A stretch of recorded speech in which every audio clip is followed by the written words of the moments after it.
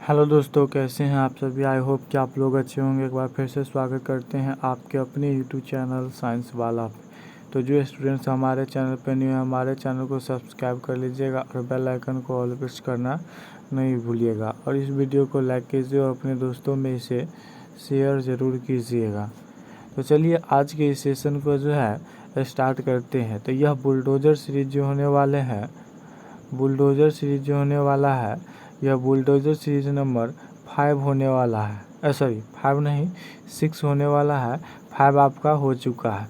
अगर ये part number 5 तक आप लोग नहीं देखे हैं तो जा कर के हमारे चैनल पे देख सकते हैं, साइंस वाला चैनल।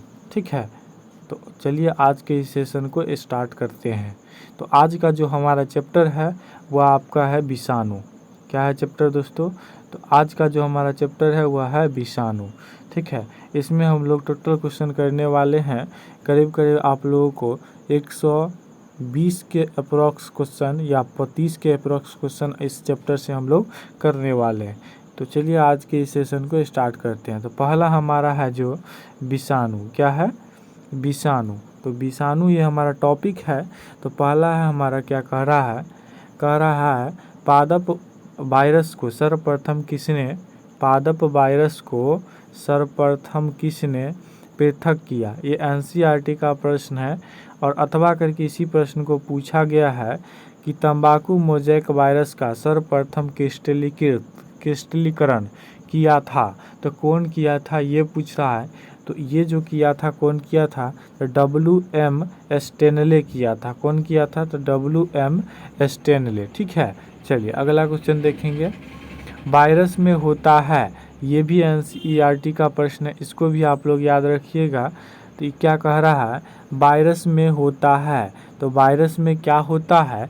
तो वायरस में जो है ना कि क्या होते हैं, प्रोटीन होते हैं, DNA या RNA, न्यूक्लिक अम्ल होते हैं। यहाँ पर ध्यान दीजिएगा, या तो सिर्फ DNA होगा या तो सिर्फ क्या होगा, RNA। ठीक है, दोनों नहीं हो सकता है। ठीक है, याद रखिएगा, ये बहुत महत्वपूर्ण प्रश्न है, ये पूछा जाता है, इसे याद रखिएगा आप लोग। अगला है आपका इन्फ्लुएंजा वायरस का जीनोम। इन्फ्लुएंजा वायरस का जीनोम है।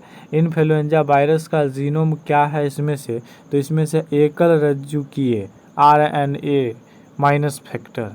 ठीक है, अगला है 4 नंबर क्वेश्चन। रेबीज वायरस में होता है। तो रेबीज वायरस में क्या होता है? तो रेबीज वायरस में एक हरे स्टैंड का RNA होता है, यानी कि सिंगल स्टैंड RNA होता है। ठीक है, सिंगल स्टैंड RNA होता है, याद रखिएगा। क्या होता है? सिंगल स्टैंड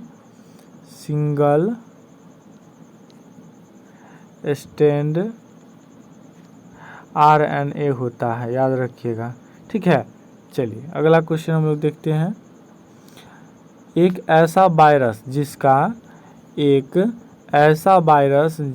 SSRNA DNA संश्लेषण के लिए आधार का काम करता है कहलाता है। तो इसका जो आंसर हो जाएगा वह क्या कहलाता है? तो वह कहलाता है आपको रिट्रोवायरस कहलाता है। क्या कहलाता है? रिट्रोवायरस। अगला है आपका क्वेश्चन, क्या कहता है अगला में? कहता है कि वायरस पादप कोशिका में किस एकमात्र स्थान से प्रवेश करते हैं। ठीक है, तो किस मात्र एक स्थान से प्रवेश करते हैं?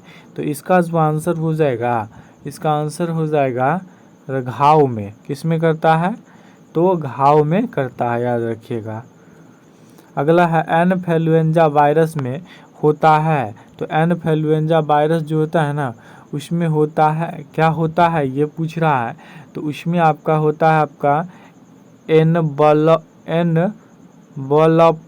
कैप्सिड होता है, एनवलप्ड कैप्सिड होता है।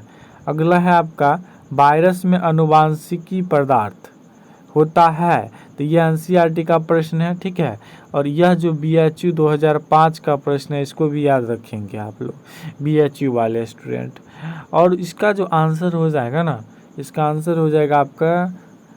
आरएनए तथा डीएनए या आरएनए या डीएनए अर्थात वायरस में एक न्यूक्लिक अम्ल होता है। ठीक है, याद रखिएगा। चलिए अगला देखिए, प्रत्येक कैप्सोमियर में टीएमवी वायरस में एमिनो एसिड की संख्या होती है। एमिनो एसिड की संख्या कितनी होती है? तो ये होती है इसकी संख्या 158। कितनी होती है? 158। चलिए अगला है राइबोवायरा वायरस का ऐसा समूह जिसमें पाया जाता है। राइबोवायरस का ऐसा समूह जिसमें पाया जाता है, जिसमें क्या पाया जाता है? तो जिसमें पाया जाता है क्या? जिसमें पाया जाता है आपका आरएनए। क्या पाया जाता है? आरएनए। चलिए अगला क्वेश्चन देखेंगे।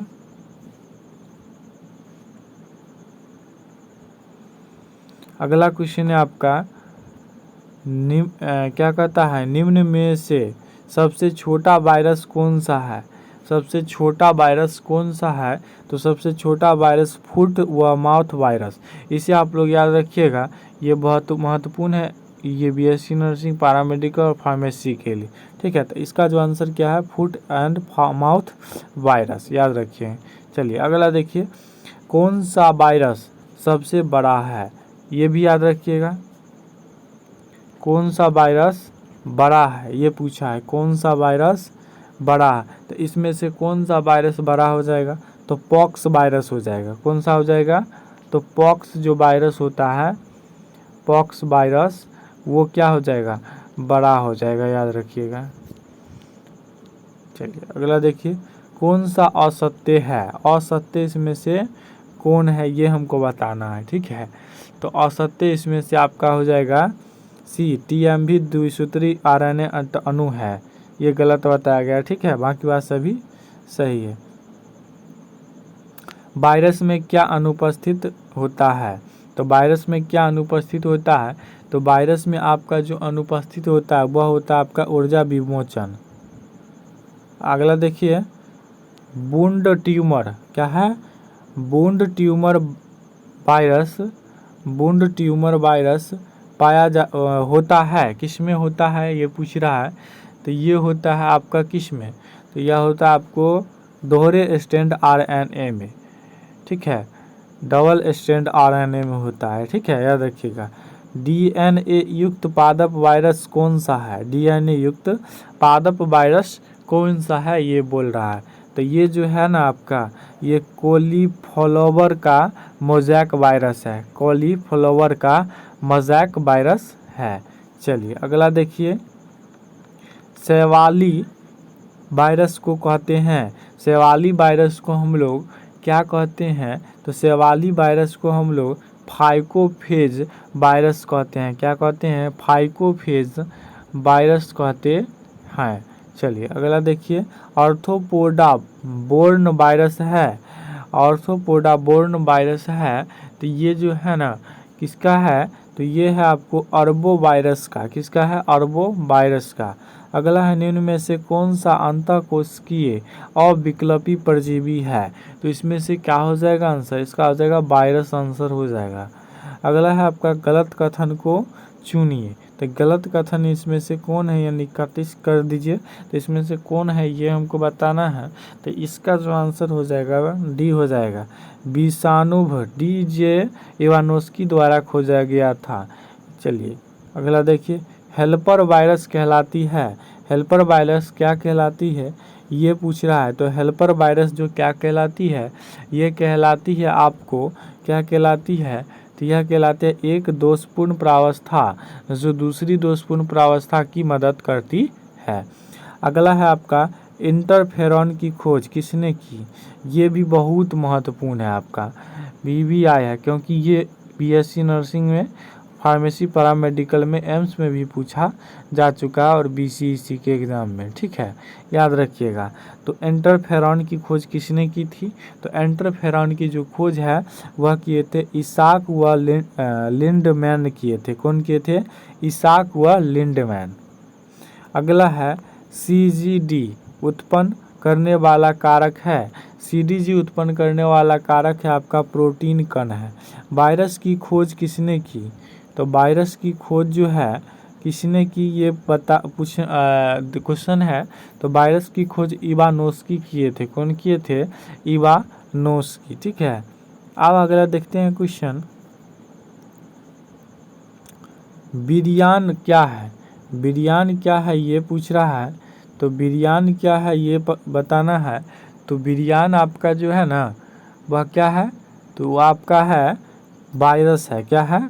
वायरस है। अगला देखिए, कैप्सोमियर का प्रोटीन बना होता है। तो कैप्सोमियर का प्रोटीन किसका बना होता है? ये भी क्या है? बहुत महत्वपूर्ण प्रश्न है। किसका बना होता है कैप्सोमियर का प्रोटीन? तो कैप्सोमियर का प्रोटीन बना होता अमीनो अम्ल का बना होता है। अगला है, वायरस का फेनेरोग्राम दिया जाता है। तो वायरस का फेनेरोग्राम कौन दिया था ये पूछ रहा है। तो ये जो दिए थे ना वह दिए थे हलॉफ तथा वह टर्नियर ने दिए थे। ठीक है। अगला है आपका, क्रिप्टोग्राम में सूचना के कितने जोड़े होते हैं? क्रिप्टोग्राम में सूचना के कितने जोड़े होते हैं? तो 4 जोड़े होते हैं। निम्न में से किस विषाणु का डीएनए द्विसूत्री होता है? कौन सा विटामिन है जिसका द्विसूत्री होता है? तो हेपेटाइटिस बी का होता है। ये भी बहुत महत्वपूर्ण है प्रश्न, इसे भी आप लोग याद रखिएगा कि कौन सा डीएनए द्विसूत्री होता है, विषाणु का डीएनए द्विसूत्री होता है। तो हेपेटाइटिस बी का होता है, याद रखिएगा। चलिए अगला देखेंगे, वायरस तथा वायरस विषाणु से भिन्न है क्योंकि इनमें क्या है ये पूछ रहा है। तो ये एनसीईआरटी और नीट 2017 का प्रश्न है, यह याद रखिएगा। इसका जो आंसर हो जाएगा वह हो जाएगा डी, बिना प्रोटीन आवरण के साथ आरएनए अणु होते हैं, याद रखिएगा। चलिए अगला देखिए, वायरस नाम किसने दिया? तो वायरस नाम किसने दिया ये पूछ रहा है। तो ये जो है ना आपका, अभी थोड़ी देर पहले बताए हैं आप लोग को, क्या बताए हैं, वायरस नाम किसने दिया? तो वायरस जो नाम है वह जो दिए थे, कौन दिए थे? दिमित्री कौन दिया था? सॉरी यहाँ पर जो हो जाएगा इसका आंसर हो जाएगा MW बिजेरिनिक हो जाएगा, याद रखिएगा। चलिए अगला देखिए, नाम किसने दिया ये पूछ रहा है। ठीक है। खोज किसने किया ये नहीं पूछ रहा है। चलिए अगला देखिए, टोबैको मोज़ैक वायरस TMV का क्षणित लक्षण किसने दिखाया था? एनसीईआरटी का प्रश्न है। तो कौन दिखाया था ये पूछ रहा है। तो ये जो दिखाए थे इवानोस्की दिखाए थे। कौन दिखाए थे? इवानोस्की। चलिए अगला देखिए, वायरस को कंटेजियम वायरस फ्लूइडम किसने कहा? एनसीईआरटी का प्रश्न है। तो किसने कहा था? तो ये जो कहा था ना, ये कहे थे, कौन कहे थे? तो बिजेरेनिक कहे थे, अभी बताए हैं। TMV का आकार होता है, ये महत्वपूर्ण प्रश्न है, इसको आप लोग याद रखिएगा। TMV का आकार होता है ये पूछ रहा है। तो TMV का जो आकार है ना वह होगा आपका 17.5 × 300 नैनोमीटर होगा। तो नैनोमीटर कितना होता है? 10⁻⁻9 होता है। ठीक है, याद रखिएगा। अगला है आपका क्वेश्चन, निम्न में से क्या वायरस से संबंधित नहीं है? तो नहीं वाला है तो 31 पहले कर लेंगे। तो इसका जो आंसर हो जाएगा वह हो जाएगा डी। क्या हो जाएगा? डी, यानी कि वायरस शर्करा युक्त विलयन में वृद्धि करते हैं, ये गलत था। ठीक है। चलिए, वायरस कहलाते हैं। तो वायरस क्या कहलाते हैं ये भी बहुत महत्वपूर्ण प्रश्न है आप लोगों के लिए। ठीक है ना, बहुत महत्वपूर्ण प्रश्न है। तो इस वायरस क्या कहलाते हैं ये पूछ रहा है। तो वायरस क्या कहलाते हैं? तो यह कहलाते हैं आपको, क्या कहलाते हैं? मुक्त जीन्स कहलाते हैं। क्या कहलाते हैं? मुक्त जीन। अगला देखिए, होस्ट कोशा में वायरस के उद्दीपन से उत्पन्न कम अनुभार वाला प्रोटीन पदार्थ जो अन्य कोशिका को संक्रमण से बचाता है क्या कहलाता है? तो ये कहलाता है आपको, क्या कहलाता है? तो ये कहलाता है इंटरफेरॉन कहलाता है। क्या कहलाता है? इंटरफेरॉन। चलिए अगला देख लेते हैं।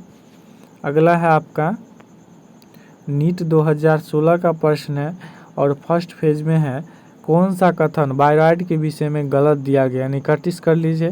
तो इसमें से गलत कौन सा दिया गया है? इसमें से गलत दिया गया उनका आरएनए उच्च आणविक भार वाला होता है, ये गलत बताया गया है।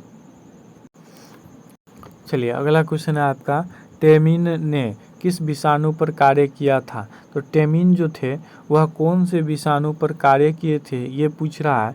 तो कौन सा विषाणु पर कार्य किए थे, तो ये जो कार्य किए थे रेट्रोवायरस पर किए थे। किस पर किए थे, रेट्रोवायरस पे। अगला है तंबाकू मोज़ेक विषाणु के कैप्सिड में कैप्सोमियर्स की संख्या होती है। तो कैप्सोमियर्स की संख्या जो होती है कितनी होती है, तो 2130 होता है। कितना होता है, 2130। चलिए अगला देखिए, रियो वायरस का आनुवांशिक पदार्थ है। रियो वायरस का आनुवांशिक पदार्थ क्या है ये पूछ रहा है। तो इसका आनुवांशिक पदार्थ द्विरज्जुकी DsRNA यानी डबल स्टैंड RNA होता है। ठीक है। अगला देखिए, वायरस गुणन करते हैं। तो वायरस कहाँ गुणन करते हैं ये पूछ रहा है। तो वायरस जो गुणन करते हैं ना, वह करते हैं आपके जीवित कोशिका में। अगला देखिए, वायरस जो कि पोलियो व हाइड्रोफोबिया उत्पन्न करने हेतु उत्तरदायी है, तो वह जो है ना आपका न्यूरोट्रॉपिक हो जाएगा। क्या हो जाएगा, न्यूरोट्रॉपिक। अगला है आपका वायरस का वह भाग जिसके द्वारा आनुवांशिक लक्षण की अभिव्यक्ति होती है क्या कहलाता है। यह BHU 1994 का प्रश्न है। तो इसका जो आंसर हो जाएगा आपका न्यूक्लिक अम्ल हो जाएगा। ठीक है। तो आज के लिए इतना ही, मिलते हैं नेक्स्ट वीडियो में। तब तक के लिए धन्यवाद। अगर हमारे चैनल पर नए हो तो हमारे चैनल को सब्सक्राइब कर लीजिए और बेल आइकन को ऑल प्रेस करना नहीं भूलिएगा। और आप लोग शेयर करने में बहुत कंजूसी करते हैं, इसे शेयर ज़रूर कीजिए और सब्सक्राइब ज़्यादा से ज़्यादा कीजिए। 500 करीब अभी पुराइए आप लोग। ठीक है। तो आज के लिए इतना ही, मिलते हैं नेक्स्ट वीडियो में। तब तक के लिए धन्यवाद।